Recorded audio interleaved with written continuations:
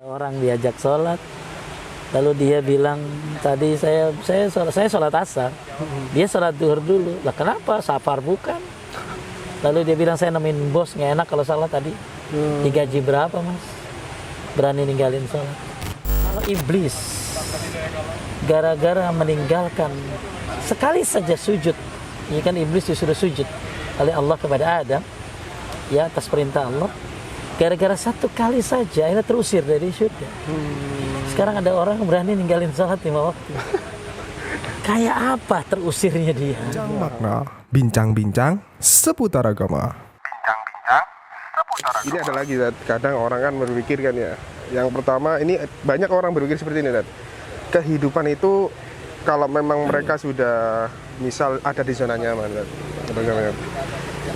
Kira-kira mereka tidak ada gairah untuk meraih tujuan hidupnya. Akhirnya mereka bilang, alah seperti ini, dijalanin aja seperti air mengalir gitu. Ya, namanya kehidupannya seperti ini gitu. Ada apa namanya? Ada kekuatan untuk bisa mengubah dirinya sendiri. Tapi kadang-kadang ada orang bilang udah kayak air mengalir aja gitu ya. Yang air mengalir juga diarahin. Kalau nggak diarahin ngeluber-ngeluber. Kalau nggak diarahin mungkin ngeluber-ngeluber. Kalau nggak diarahin mungkin nggak akan nggak akan bikin orang seneng juga ya. Maka air juga harus diarahkan kan. Bagaimana dibendung malah ya kan. Betul. Ya jadi perkataan seperti itu bisa baik bisa tidak. Ya maka kembali lagi bahwa ketika ada orang yang sudah zona nyaman, kemudian ya udahlah segini aja lah, ya kita ikuti sudah.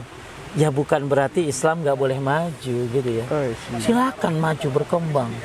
Banyak kalau kita jadi harta ni'mal malus salih lirrijalis salih. Harta yang baik itu lebih pas jatuh ke tangan orang saleh. Antum kalau soleh pasti bisa lebih Bermanfaat untuk umat ya. Tapi kalau orang kafir yang kaya, nah dia nggak bakal bayar zakat kan? Iya betul. Dia mungkin nggak akan menunjang ibadah kita. Betul. Tapi kalau kita jadi orang kaya, ya bukan nggak boleh, silakan berkembang, ya untuk mencari tujuannya adalah ujung-ujungnya ya ibadah. Oh saya punya harta, ya, makanya dulu datang orang-orang miskin kepada Nabi SAW. Mereka mengatakan, ya Rasulullah, zahaba ahli dusur bil ujur. Ya Rasulullah, orang-orang kaya memborong pahala. Kenapa orang kaya ini orang-orang miskin hasad sama orang kaya. Tapi ini hasad yang baik, namanya ghibthah. Ghibthah itu hasad yang baik. Kenapa orang miskin datang ke Rasulullah SAW? Karena merasa lihat orang kaya puasa, kita juga puasa. Orang sholat kaya puasa, kita juga puasa. Kita juga sholat. Tapi orang kaya pergi haji, pergi umroh, sedekah. Kami nggak bisa sedekah. Makanya Nabi ngasih alternatif buat orang miskin ini. Ya, bahwa segala baca tasbih, tahmid, takbir, tahlil juga sedekah. Ya, amar ma'ruf nahi mungkar juga sedekah. Karena mereka iri orang kaya bisa sedekah. Maka sebenarnya dia juga bisa sedekah, tapi sedekah non materi. Dalam riwayat yang lain, datang orang miskin karena iri dengan orang kaya yang bisa umrah, bisa haji, bisa sedekah, maka akhirnya Nabi ngasih zikir. Habis sholat baca subhanallah 33, alhamdulillah 33, Allahu akbar 33. Maka kamu akan menyaingi mereka, lebih depan dari mereka. Jadi kalau kita berzikir habis sholat subhanallah 33, alhamdulillah 33, Allahu akbar 33, maka kita akan terdepan, akan menyaingi orang kaya dalam zikir. Orang miskin kan senang. Betul. Wih, orang kaya bisa kalah sama kita. Ya, kita punya zikir ini orang kaya nggak punya. Ternyata orang kaya Nguping saja. Dengar. Akhirnya apa? Mereka ngadu lagi sama Rasulullah. Ya Rasulullah, orang kaya juga baca apa yang kami baca. Zalika fadlullah yu'tihi man yasha. Itulah keutamaan yang Allah berikan kepada seseorang. Nah ini dia. Keutamaan yang Allah berikan kepada seorang. Bukan hanya kaya, tapi juga suka mengingat Allah Subhanahu wa taala. Bukan hanya kaya tapi juga suka berzikir. Bukan hanya kaya tapi semuanya dilakukan untuk ibadah. Jadi orang kaya itu dibolehkan, bagaimana sahabat Nabi juga orang kaya, ada beberapa yang orang kaya. Tapi tinggal tujuannya apa jadi orang kaya. Kalau hanya sekedar koleksi mobil, motor, tujuannya hanya ingin dikenal orang, terlalu sempit. Terlalu receh saja. Terlalu receh. Hendaklah tujuannya semuanya adalah karena ibadah. Ya. Jadi pemirsa ini ya tadi. Jadi Islam itu nggak melarang kita untuk jadi kaya, enggak. Islam silakan berkembang. Tapi tetap harus sesuai semuanya dengan niat. Ya, diniatkan untuk ibadah kepada Allah Subhanahu wa taala. Jadilah orang kaya yang saleh. Masya Allah. Ya, yang dengan kekayaanmu Anda bisa mengembangkan Islam, Masya Allah. bisa menyebarkan Islam, bisa menyantuni fakir miskin dan lain sebagainya. Nah, ini orang-orang kaya yang insya Allah ya dimudahkan oleh Allah semuanya pemirsa untuk bisa menjadi orang kaya. Makanya kita yang susah itu sebenarnya kan mana, coba antum milih, kaya bersyukur atau miskin sabar? Kalau ana sih pengen kaya bersyukur. Meskipun semua orang pengennya kaya bersyukur, nggak mau betul. pada miskin sabar gitu. Makanya miskin sabar yang susah gitu. Apalagi kalau tanya sama ibu-ibu, "Bu, menjadi orang yang mana?" Saya nggak pernah mungkin ribuan ibu-ibu saya tanya, nggak ada yang jawabannya miskin sabar. Nggak mau, mereka pengennya kaya bersyukur. Tapi kembali lagi kepada masalah tadi, ibadah. Ya, tujuan kita kan hidup apa tadi, untuk ibadah. Dan ibadah ini ada disebut dengan ibadah yang terbaik. Ibadah yang terbaik, sebaik-baik ibadah adalah tauhid. Ibadah sebaik-baik ibadah adalah tauhid. Jadi jangan sampai antum kaya raya tapi menyekutukan Allah. Nah, ini bisa hilang amalnya, ya. Sia-sia kan? Sia-sia. Makanya tauhid ini adalah dakwah para nabi, dan tauhid ini adalah sebaik-baik ibadah. Makanya Allah Subhanahu wa taala berfirman, alladzina amanu wa lam yalbisu imanahum bidzulmin ulaika lahumul amnu wa hum muhtadun. Orang-orang beriman dan tidak mencampur adukan imannya dengan kezaliman. Zalim di sini syirik. Ya. Ulaika lahumul amnu. Kalian akan mendapatkan keamanan dan kalian akan muhtadun, mendapatkan petunjuk. Jadi antum kalau pengen aman, pengen dapat petunjuk, bertauhidlah kepada Allah. Ya, ini sebaik-baik ibadah.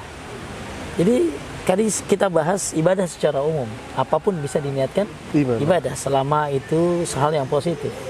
Tapi sekarang ada ibadah yang utama, yaitu adalah bertauhid kepada Allah Subhanahu wa taala. Berarti tauhid ini pondasinya ibadah. Ya, ini pondasinya ibadah. Berarti kalau nggak ada pondasi, kita bisa Ibadah, rubuh. amal banyak, pondasinya jelek, rubuh. Bahaya Amal nih. sedikit, tauhidnya bagus, bisa naik ke atas. Masya Allah. Jadi Ya. pemirsa jangan lupa ya, ini tauhidnya dibenerin lagi, Oke? Tauhidnya dibagusin lagi. Oke. Antum kan pengen aman, ya kan? Semua pengen aman. Semua pengen aman. Semua pengen dapat petunjuk. Betul. Antum lagi dapat musibah, pengen cepat kelar, pengen aman, pengen mudah, ya. Terus mungkin pengen selalu ada petunjuk, kesusahan ada petunjuk. Bertauhid kepada Allah, Allah akan kasih keamanan, Allah kasih petunjuk. Nah, itu bahkan dengan bertauhid ya disebutkan dalam sebuah riwayat At-Tirmizi, ya ibn Adam, "Lau ataitani bi qurabil ardi khataya summa lakitani la tusyrik bi syai'a la ataituka bi qurabiha maghfirah." Hai anak Adam, andai engkau ke hadapanku datang dengan dosa sepenuh bumi, tapi kau tidak menyekutukanku, maka aku akan ampuni kamu dengan ampunan sepenuh bumi pula. Masya Allah. Jadi tauhid ini bisa menyebabkan hapus dosa. Ya, tauhid ini bukan hanya ibadah yang utama, tapi ibadah termasuk tauhid ini adalah yang menghapuskan dosa.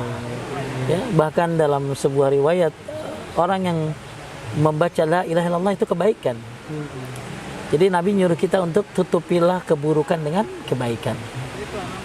Ya Rasulullah, kata Abu Dzar, apakah kalimat la ilaha illallah itu kebaikan?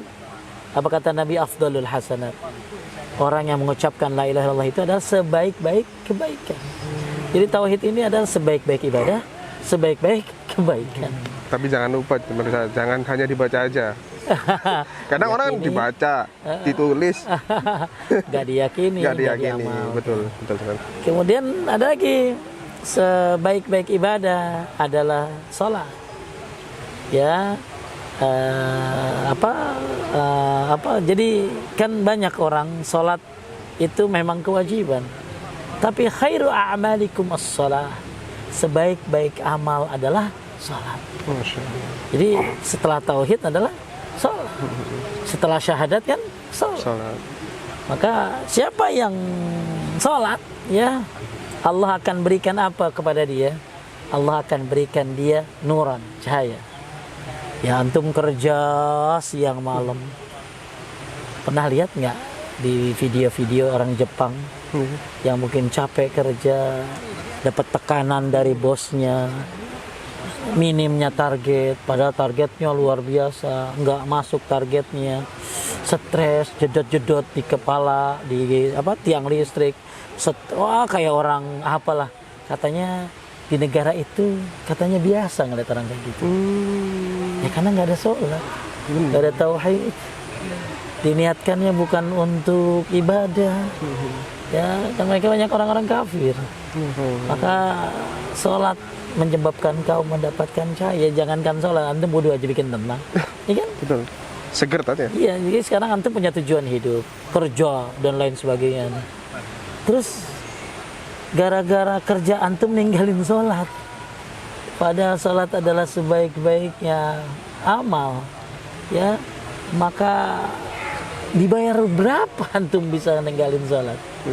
Saya pernah ada orang diajak sholat, lalu dia bilang tadi saya sholat asar, dia sholat duhur dulu. Lah kenapa? Safar bukan?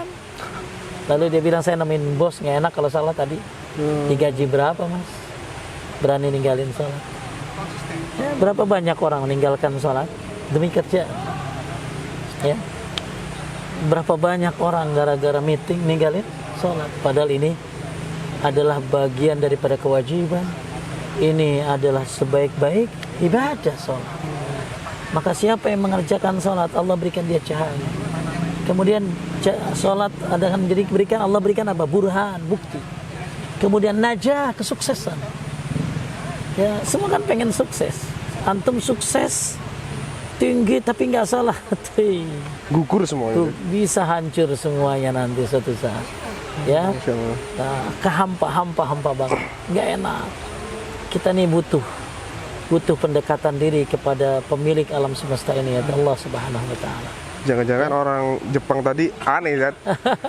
Ini targetnya tinggi tapi nggak. Iya, stres. Ya. Maka salat itu kan bentuk istirahat. Salat itu hiburan. Salat itu bagian daripada kenikmatan. Bukan hanya perintah, ini kenikmatan. Maka apa artinya antum kerja mati-matian kalau ninggalin salat? Padahal cuma berapa menit. Betul. Ya? Cuma 5 menit aja. Itu aja nggak kerasa tuh. Tiba-tiba salam. Sebaik-baik apa tadi? Sebaik-baik amal adalah salat. Sebaik-baik ibadah adalah salat.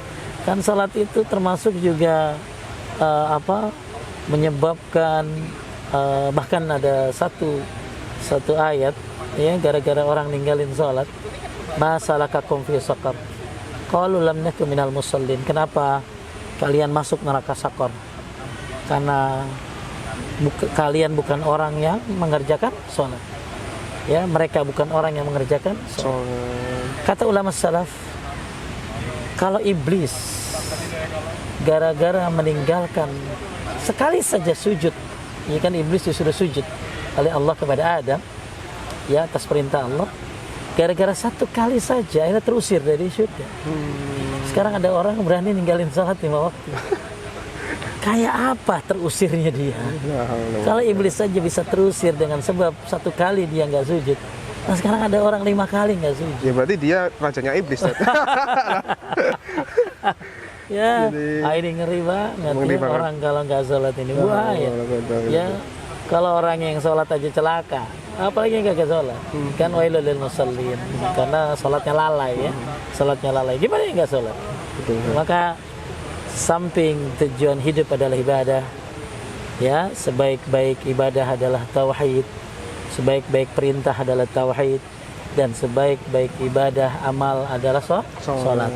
Kemudian ada lagi bahwa hidup ini juga adalah amal, maksudnya gini, amal yang terbaik, ibadah yang terbaik itu istiqomah. Masya Allah. Adwamuha wa in qalla, habbul a'mal ila Allah adwamuha wa in qalla. Amal yang dicintai Allah itu sedikit tapi terus menerus. Ini berarti menjadi sebuah pedoman nih. Apa?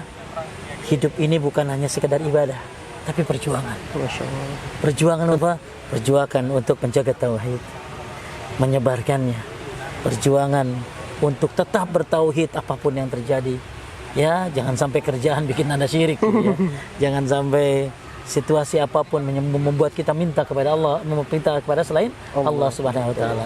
Ya. Kemudian jadi ketika seseorang hidup itu tadi kita bahas bahwa hidup ini adalah ibadah, tapi hidup juga adalah perjuangan.